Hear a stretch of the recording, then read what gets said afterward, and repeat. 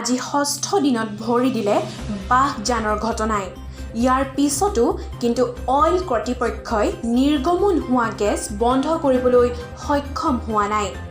তিনিচুকীয়া জিলাৰ বাঘজানত অইলৰ ৫ নং লোকেশ্যনত ভয়ংকৰ ৰূপত গেছ নিৰ্গমন।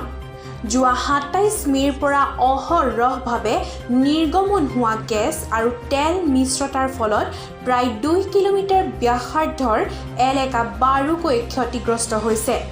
কালি ঘটনাস্থলীত উপস্থিত হৈ পৰিদৰ্শন কৰিবলৈ অহা অইলৰ পৰিচালন সঞ্চালক সুশীল চন্দ্ৰ মিশ্ৰই কম সময়ৰ ভিতৰত নিৰ্গমন হৈ থকা গেছ বন্ধ কৰিবলৈ সক্ষম হ'ব বুলি মত প্ৰকাশ